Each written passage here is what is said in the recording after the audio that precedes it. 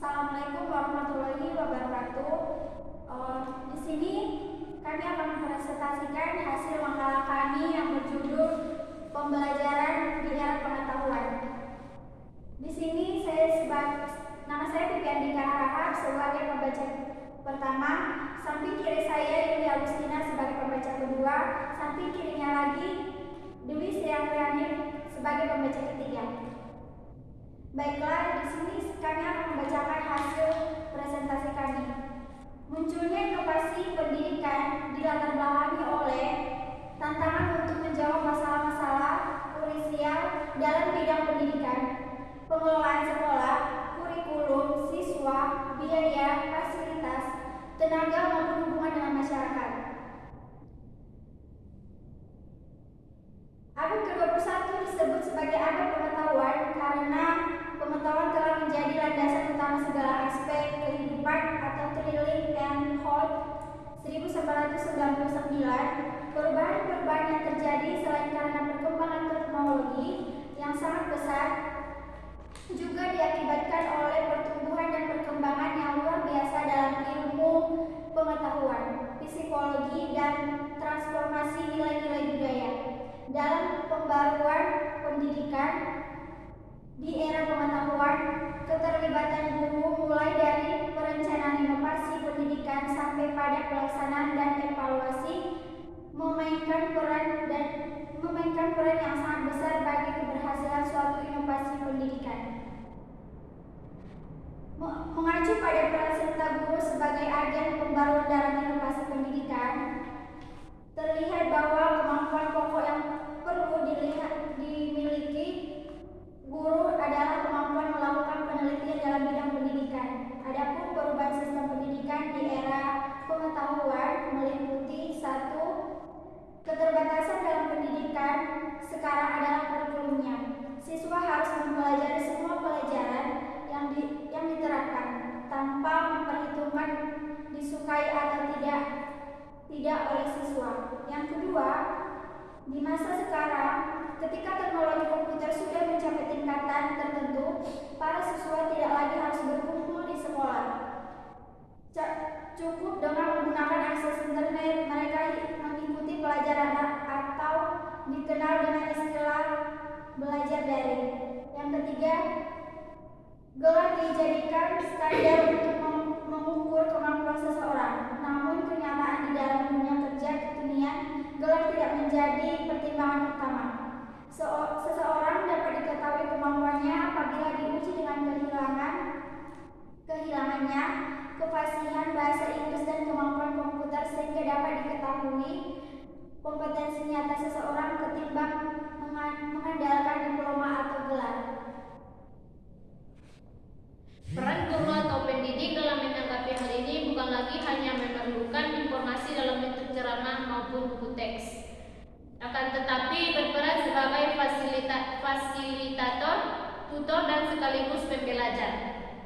Era pengetahuan menyebabkan terjadinya perubahan cara pandang manusia terhadap manusia, cara pandang manusia terhadap masalah-masalah sosial dan alam, cara pandang manusia dan alam, cara pandang manusia terhadap dunia pendidikan, atau perubahan peran orang tua, guru maupun dosen dalam dunia pendidikan, serta perubahan pola hubungan antar mereka.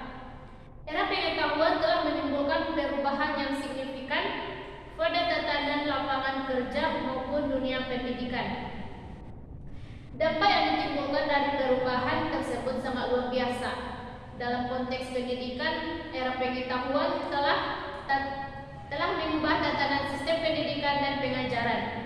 Di masa lalu, peserta didik maupun guru ataupun pendidik untuk mendapatkan informasi pengetahuan hanya mengandalkan sumber buku manual. Namun di masa kini, justru kebanjiran informasi pengetahuan sehingga peserta didik dan guru mengalami kebingungan.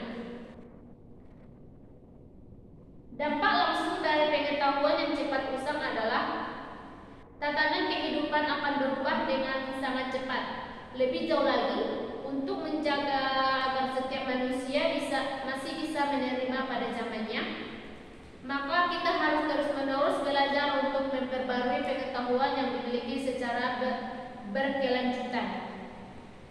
Kemampuan setiap individu di era pengetahuan ditentukan oleh tingkat kualitas pikiran yang kreatif maupun inovasi, atau dalam bentuk keterampilan dalam mengeksplisitkan pengetahuan tasik dalam praktek. Guna menyikapi hal tersebut adalah praktek pendidikan perlu menyelaraskan perubahan dan perkembangan yang terjadi di seluruh sektor dan bidang kehidupan. Kroger menyatakan dengan tegas bahwa kunci sukses untuk meningkatkan kesejahteraan serta kualitas kehidupan individu maupun kelompok masyarakat atau organisasi yaitu adanya penemuan dan pendalaman atas ilmu pengetahuan yang dimiliki oleh setiap individu secara berkelanjutan.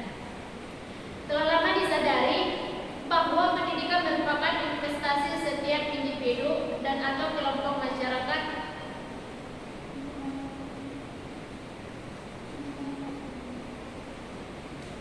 untuk meningkatkan keunggulan kompetitifnya. Praktek pendidikan yang mengajarkan setiap individu untuk belajar menguasai pekerjaan di bidang keahliannya adalah kebutuhan dan modal intelektual yang perubahan, maka setiap intelektual yang akan menjadi penggerak di masa mendatang. Untuk menyikapi berbagai arah perubahan, maka setiap individu harus terus-menerus menumbuh kembangkan kompetensinya, baik kompetensi intelektual, emosional maupun spiritual.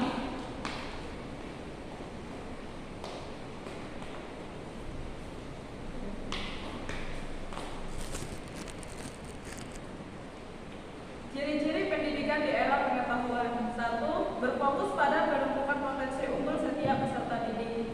2. Keseimbangan keberagaman kecerdasan seperti intelektual, emosional, sosial, spiritual, kinestetis, dan lain tersebut. 3. Mengajarkan life skill. 4. Sistem penilaiannya berbasis portofolio dan hasil karya mahasiswa. 5. Pembelajaran berbasis kehidupan nyata dan praktik di lapangan. 6. Dosen atau tenaga pengajar lebih berperan sebagai motivator dan fasilitator agar peserta didik mengembangkan minatnya masing-masing. Adapun syarat-syarat pendidik di era pengetahuan ialah 1. Materi pendidikan di masa depan. 2. Global awareness atau kesadaran global. 3. Keterampilan dalam keuangan, ekonomi, bisnis, dan kewirausahaan. 4. Kesadaran akan kesehatan dan kesejahteraan. 6. Untuk bisa mengikuti perkembangan dengan baik, maka dari itu pendidikan setidaknya memiliki ciri-ciri, yaitu peserta didik secara aktif mengembangkan pengetahuan dan keterampilan yang dipelajarinya. 2. Penggunaan multimedia. 3. Terpadu dan berkesinambungan. Tujuan pembelajaran dalam era pengetahuan adalah menjadikan individual yang 1. Pemikir yang kritis, 2. Seorang penyelesai masalah, 3. Seorang inovator, 4. Dapat berkomunikasi secara efektif, 5. Dapat berkolaborasi secara efektif, 6. Dapat mengarahkan diri sendiri, 7. Paham akan informasi dan media, 9. Memikirkan kepentingan umum,